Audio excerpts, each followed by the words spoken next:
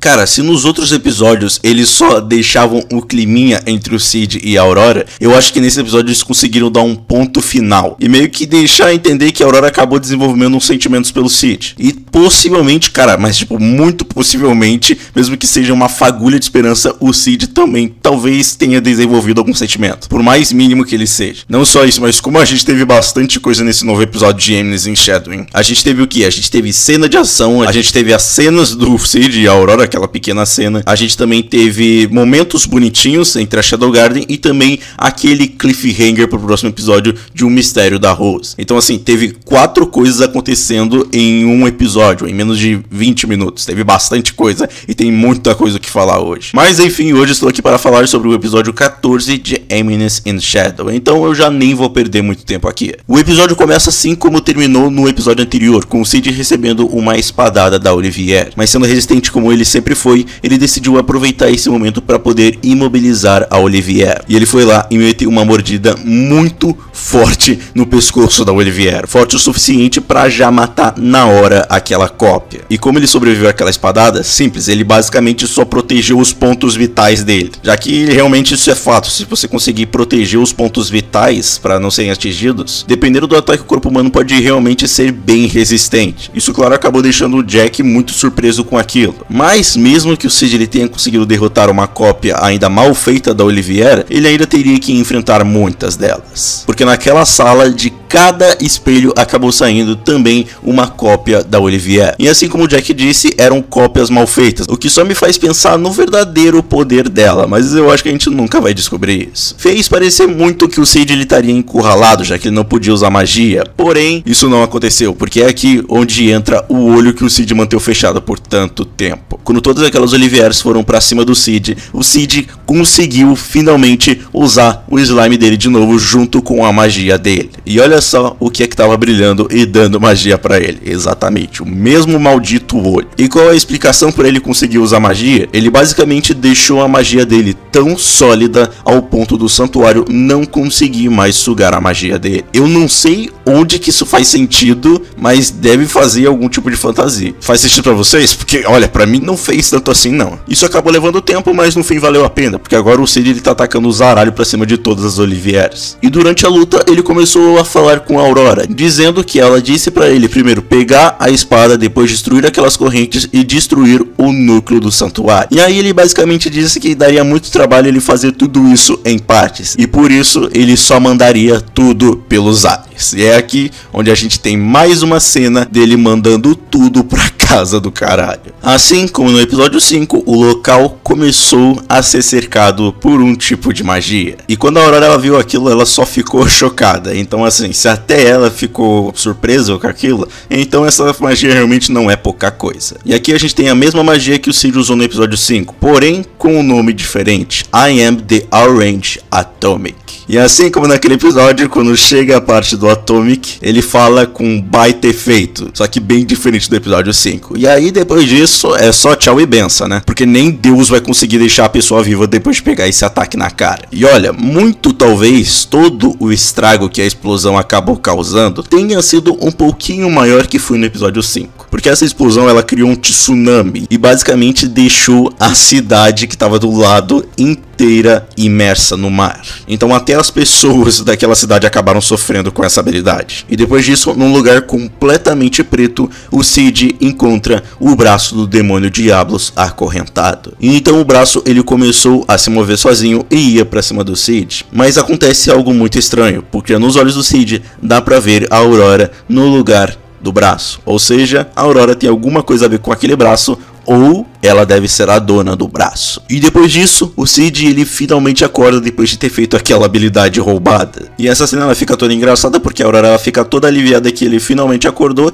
e ele explica que ele basicamente conseguiu se salvar de um dos ataques da Olivier antes de ele usar aquela habilidade, porque ele usou magia para mover o coração dele pro lado. A Aurora ela foi tentar encostar no coração dele para, claro, ver como é que ele conseguiu fazer aquilo, mas antes que ela conseguisse encostar, o corpo dela começou a desaparecer, porque assim como ela disse, quando ela saísse do santuário, ela acabaria desaparecendo. E quando ela viu que ela estava começando a ir embora, ela, claro, ficou bem triste. E ela primeiro já começa se desculpando, porque ela acabou mentindo algumas coisas pro Cid, mas ele nem ao menos se importou muito com aquilo. E ela fala um pouquinho sobre ela, dizendo que no passado ela só queria simplesmente desaparecer, sem mais e sem menos. Porém, graças ao Cid, ela conseguiu memórias preciosas que ela não queria perder. E por isso mesmo, ela agradecia muito a ele por essas memórias. E também mostrando que agora ela não tinha tanta vontade de desaparecer, mas agora já não adiantava mais. E ela termina dizendo que quando o Cid encontrasse o eu verdadeiro dela,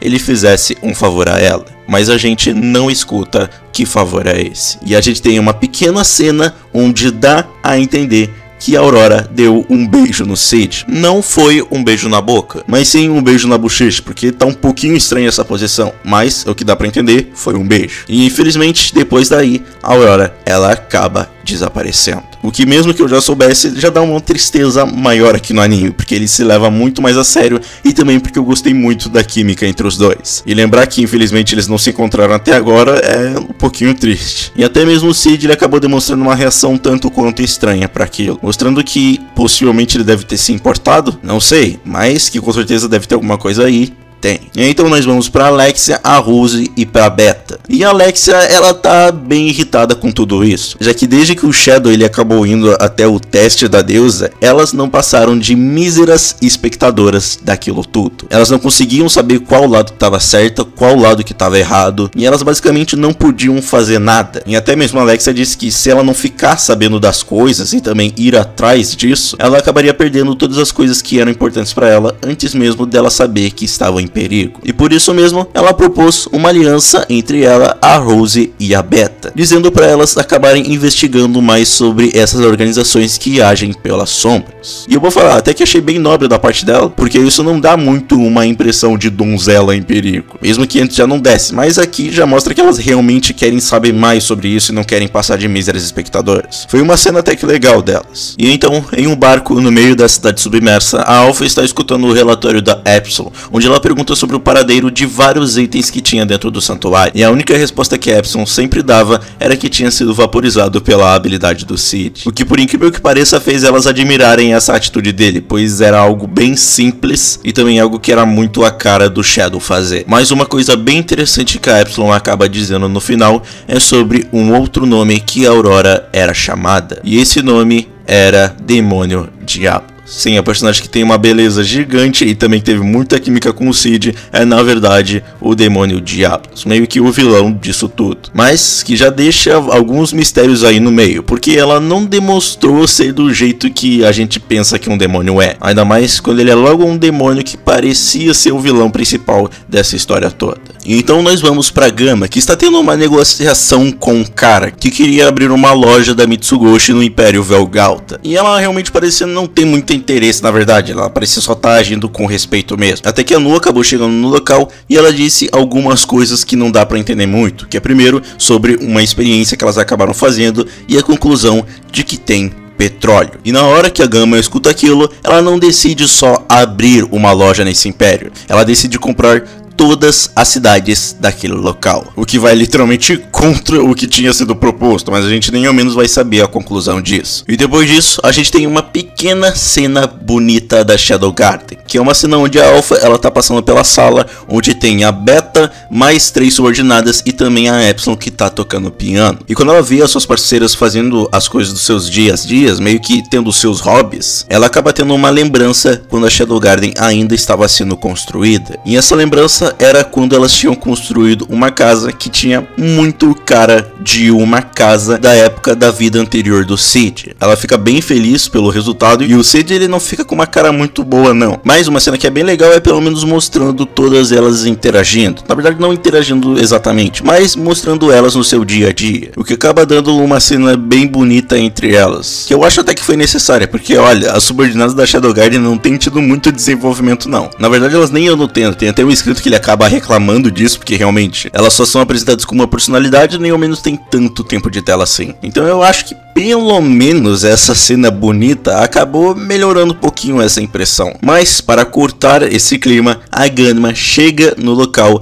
e relata a Alpha que um chanceler chamado Real Perv Achat partiu para visitar a capital real de Midgard. E pela cara dela, isso parece que tem coisa a ver com a Shadowguard. E com certeza o Cid ele vai acabar participando sem saber disso. Depois disso, nós vamos para a Iris e a Alexia, que estão numa sauna. E a Alexia, ela acaba contando tudo sobre as informações que ela conseguiu coletar sobre o culto de Diablos. E olha, sinceramente estava um pouquinho difícil de eu prestar atenção no que ela estava falando, porque a cada quadro que mudava o meu olho estava doendo. Mas basicamente só mostrava que elas precisavam muito da ajuda da Ordem dos Cavaleiros. Mas, como a Iris, ela acabou dizendo, a Ordem dos Cavaleiros ela não costuma se meter onde não foi chamada. E por isso ela teria que participar de um torneio para aí sim conseguir a ajuda deles. Inclusive, parece que a Shadow Garden acabou alugando um pequeno triplex na cabeça dela. Porque ela simplesmente se recusa a acreditar que todo o poder que a Shadow Garden já mostrou era poder puro. E ela sim acredita que eles estavam usando artefatos.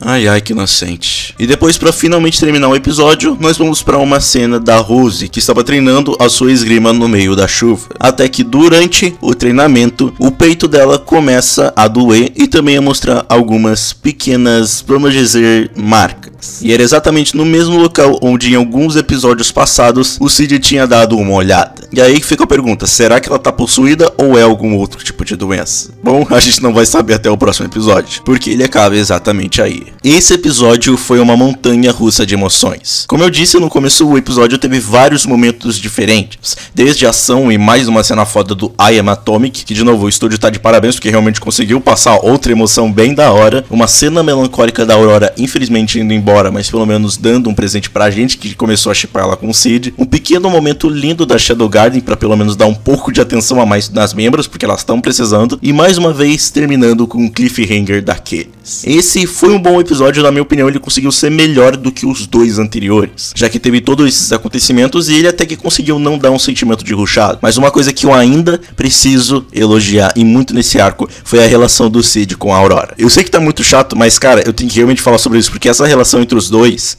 pelo menos nesse jeito, não existe no material original. Eu posso estar exagerando um pouco, mas pelo menos eu não senti nesse nível na novel nem no mangá. Ainda mais aquele suposto beijo da Aurora, porque aquilo não tá no original. Na novel, ela só encosta a mão dela no rosto do Cid e vai embora. Então assim, já dá pra ter aquela especulação de que possivelmente o autor quer no futuro implementar um romance entre os dois se a Aurora acabar voltando. Não sei, mas eu quero muito que isso aconteça, porque cara, a relação desses dois em 3 episódios conquistou muito o meu coração e de várias outras pessoas. Mas enfim, gente, é isso. O que vocês acharam desse episódio? O que acharam da Aurora? Comenta aí, porque eu vou querer saber. Então, se você é novo no canal, por favor, se inscreva e ative o sininho para não perder mais um vídeo. Deixa seu like que ele vai ajudar pra caramba. Me siga nas minhas redes sociais. E então, até a próxima review de Eminence in Shadow.